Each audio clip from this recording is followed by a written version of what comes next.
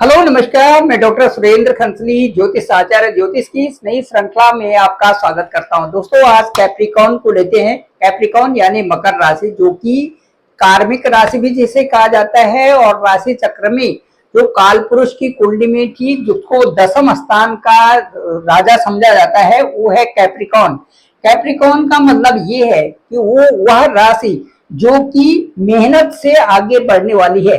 Capricorn में 3 नक्षत्र होते हैं, उत्तराषाढ़ा, श्रवण और धनिष्ठा। उत्तराषाढ़ा में जो दूसरा, तीसरा और चौथा चरण है, उसके बाद श्रवण नक्षत्र के पूरे चारों चरण हैं और उसके बाद जो धनिष्ठा के पहला दूसरा चरण है। इस तरह से 9 चरण की ये राशि हो गई। जो मकर राशि है, इसके बारे में ये कहा जाता है कि यह राशि वाले जो मकर राशि कैप्रिकॉर्न साइन वाले होते हैं, इनकी एक धुन होती है कि जिस रास्ते पर ये चल रहे हैं उसकी अचीवमेंट एक टॉप, वहां तक टॉप शीर्षस्थ पद तक जाने की है।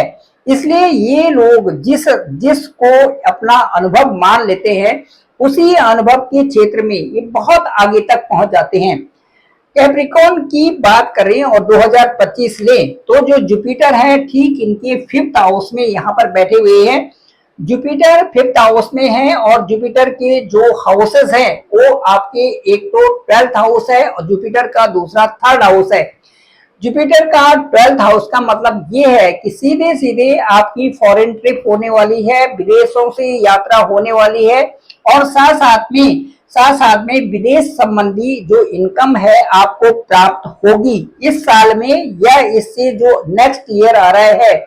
दोनों के बीच में ऐसा लगता है कि जो यहाँ पर जुपिटर का गोचर होगा भी तो यहाँ से भी जुपिटर 1 2 3 4 5 6 7, ये देखिए अभी जो फर्स्ट हाफ के बाद दूसरा हाफ जो आएगा 2025 का, यहाँ से सीधे जुपिटर आपके 12th हाउस को देखेंगे।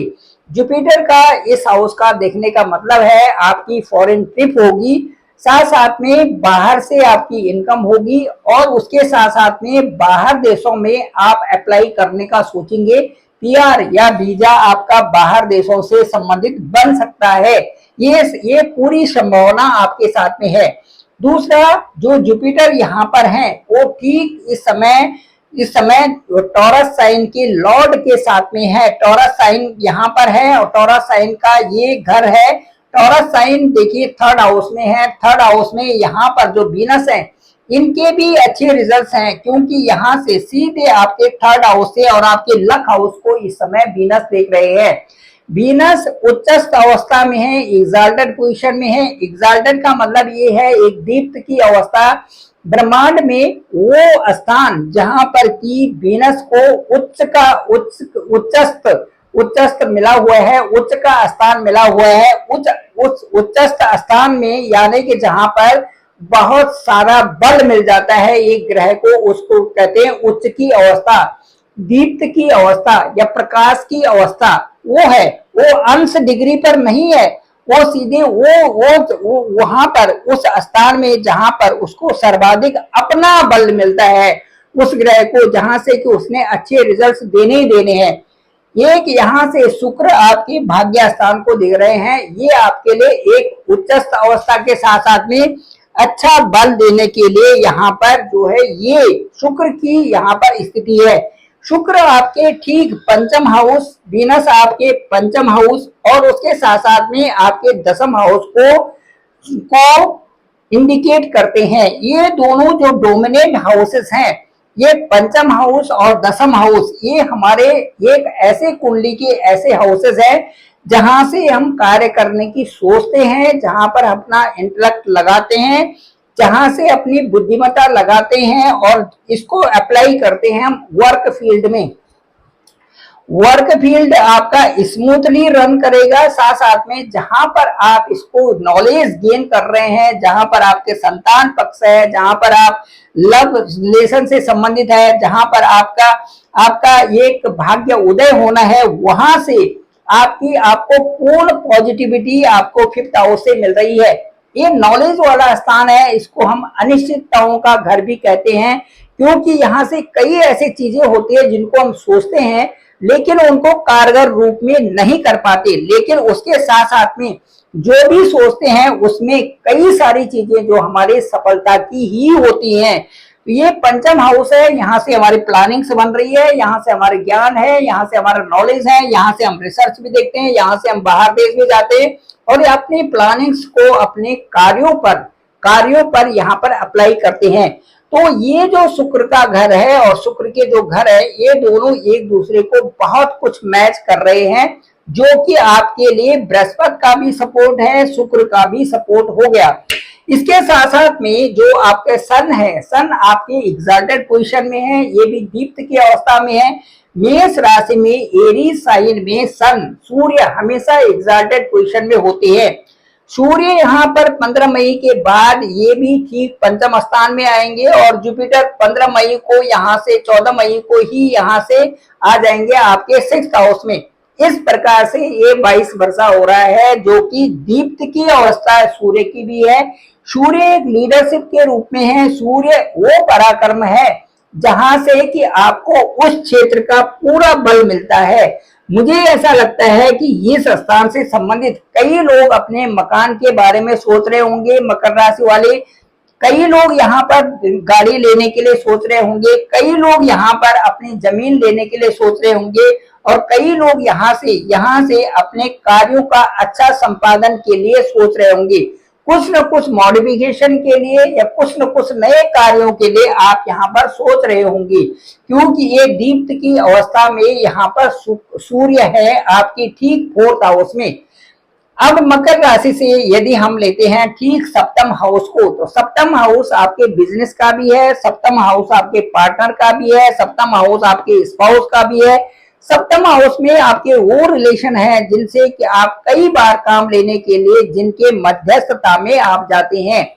ये सप्तम हाउस में अभी मार्स यहाँ पर डेबिलिटेटेड अवस्था में है, नीचस्थ अवस्था में है, इसलिए यहाँ पर जो अभी 6 जून तक की जो स्थिति होगी उसमें कुछ उतार चढ़ाव रहेंगे, लेकिन उसके बावजूद भी सन उच्च के है केंद्रस्थ होकर के, और यहाँ पर मार्स यहाँ पर नीचस्थ है। वो यहाँ से मार्स नीच के यहाँ पर मकर राशि को देख रहे हैं। मकर राशि में जो मार्स की स्थिति होती है वो उच्च की होती है, यहाँ पर उच्च की दृष्टि है। इसके बावजूद मैं ये कहना चाहूंगा कि नीचस्थ भी भंग हो रहा है, क्योंकि आपकी कुंडली में 2 ग्रह इस समय उच्च के हैं, एक शुक्र है, दूसरा सूर्य है। तो इन वीनस और सन के उच्चस्थ एक एग्जाल्टेड पोजीशन में होने से मार्स की नीचता भी भंग होती दिख रही है। इसके साथ साथ में जो राहु आपके ठीक 18 में से आपके 8th हाउस में आएंगे। यहाँ पर आने से क्या होगा कि यहाँ पर जो 8th अवस्था में आएंगे, यहाँ जो आपके केतु जो आपके ठीक 8th हाउस में आएंगे 18 से, यहाँ पर थोड़ा सा जो एक उतार चढ़ाव की स्थिति हेल्थ से संबंधित रहेगी, वो आपकी डाइट होगी। यदि आपकी डाइट अच्छी है तो आपकी जो हेल्थ की समस्या है वो सारी दूर होंगी। वो जो समय होगा वो 6 जून से और 27 जुलाई तक का समय होगा। 6 जून से और 27 जुलाई का समय होगा, क्योंकि यहाँ पर केतु भी होंगे और साथ साथ में यहाँ पर मंगल भी 6 जून को पहुंच जाएंगे। तो ये अवस्था आपकी यहाँ पर रहेगी। अब इसके साथ साथ में मैं ये बताना चाहूंगा कि जो आपके कुंडली में जो राहु का स्थान है वो 3rd हाउस में है। राहु 3rd हाउस के बहुत अच्छे होते हैं, वहां पर परिणाम अभी ठीक आ रहा है उस हिसाब से जिस हिसाब से पराक्रम है, लेकिन उतना अच्छा इसलिए नहीं आया कि वहां पर सैटर्न भी है और राहु भी है, जो कि पिशाच योग बनाते हैं। कहने का मतलब है कि कार्यों में एक समन्वयता न होना, कार्यों का सही ढंग से आगे न रन करना। इसलिए अभी 18 में से ही राहु आपके ठीक 2nd हाउस में आ जाएंगे। 2nd हाउस में राहु का यहाँ पर आना आपके लिए बहुत कुछ खराब नहीं है। वो इसलिए नहीं है कि ये शनि का घर होगा। शनि के घर में जब भी राहु होते हैं तो शनि से संबंधित रिजल्ट्स वहां पर देते हैं। मुझे ऐसा लगता है कि यहाँ पर जो आपका धन क्षेत्र है, जो वेल्थ है, उसमें इन्वेस्टमेंट भी बढ़ेगा, साथ साथ में आपके कुटुंब परिवार से संबंधित वृद्धि भी होगी। थोड़ा सा ये ध्यान देने योग्य होगा कि कहाँ पर हमने क्या बोलना है और कहाँ पर क्या नहीं बोलना है। इसको ध्यान में रखना पड़ेगा। यदि आप इस चीज को ध्यान में रखते हैं तो आपके परिवार का भी जो एक वातावरण है वो अच्छा ही बना रहेगा।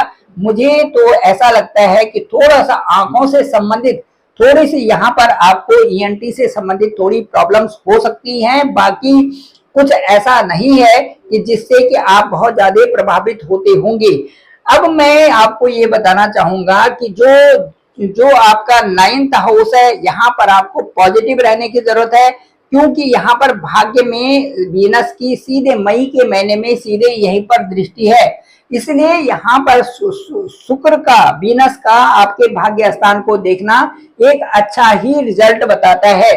साथ साथ में जो दसम स्थान है ये भी शुक्र का है, और उसके बाद शुक्र का स्थान ये दसम स्थान होने के नाते यहाँ पर शुक्र क्योंकि एग्जाल्टेड के हैं, इसलिए पूरी स्ट्रेंथ आपको मिल रही है। स्मार्ट वर्क में आप लगे हुए हैं, आपकी क्रिएटिविटी भी यहाँ पर बढ़ रही है, ये आपके लिए अच्छा रहेगा। इनकम के भी नए नए सोर्सेस आपको मिल रहे हैं। मैं ये कहना चाहूंगा कि केवल और केवल आपको थोड़ा ध्यान रखने की स्थिति ये है कि राहु से संबंधित उपाय और शनि से संबंधित एक ही जैसे उपाय, दान देना, काले वस्त्रों का दान देना या छाया दान जो छाता होता है उसका दान आप कर सकते हैं। ये वैसे भी बरसात के मौसम में और जो गर्मियों के मौसम में छाता दान देना अच्छा होता है। यदि ये दे सकते हैं तो ठीक है, नहीं तो आप अपने जो भी आपका इष्ट देव है उनका निरंतर जप करें। मुझे ऐसा लगता है कि ये जप की जो प्रक्रिया है ये हमें ये सात्विकता भी देती है, साथ साथ में हमारी बुद्धि और ज्ञान को भी बढ़ाती है। इसलिए सभी लोगों से मैं अनुरोध करूंगा, जितने भी जो भी धर्म आपके हैं उससे संबंधित जो भी आपका ईस्ट है, जो भी आपके लॉर्ड है जिनको आप मानते हैं, उनके नाम का जप करें। ऑलमाइटी जो गॉड है उनके नाम का एक जप करते रहे, तो इससे हमारी बुद्धि भी सरल होती है और बुद्धि में सात्विकता आती है, जिससे हम अच्छे कर्मों की तरफ बढ़ते हैं। ये बहुत ही जरूरी है। काम क्रोध मद लोभ सब नाथ नरक के पंथ, सब परिहरि रघुबीर ही जपहि जपहि जय संत। कहने का मेरा तात्पर्य यही है कि जिन लोगों की बुद्धि सरल और अच्छी प्रवृत्ति वाली हो जाती है वही लोग हमेशा एक ईश्वर का नाम जप करके और अपनी जो लाइफ है, अपना जो जीवन है उसको भी प्रशस्त करते हैं।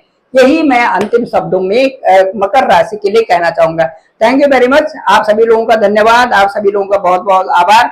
आपकी जन्म कुंडली में देखेंगे कि आपका असेंडेंट क्या है, उसके बाद देखेंगे कि किस किस हाउस की दशा चल रही है, कौन कौन हाउसेज हैं, साथ साथ में कौन से ग्रह की दशा चल रही है। उसके साथ साथ में देखेंगे कि आपका भाग्येश, आपका लग्नेश और आपका पंचमेश क्या काम करने जा रहे हैं, और उसके साथ में दशा और अंतर्दशा को जोड़ते हुए गोचर कुंडली, नवांश कुंडली को देखेंगे, और साथ साथ में देखेंगे कि जो दशाएं हैं उनके लिए आपके लिए अच्छे योग कब बन रहे हैं। इन सब का विश्लेषण आप तक ओवर फोन पहुंचाया जा सकता है। मैं आपका फोन खुद पिक करूंगा और आपसे बातें करेंगे। जो भी मुझे अनुभव होगा मैं आपसे जरूर शेयर करूंगा। मेरे इस चैनल को डॉक्टर सुरेंद्र खंसनी नामक इस चैनल को आप सब्सक्राइब करें, सभी लोगों तक भेजें ताकि सबको इसकी जानकारी हो सके। Thank you very much. आप सभी लोगों का आभार, आप सभी लोगों का बहुत बहुत धन्यवाद।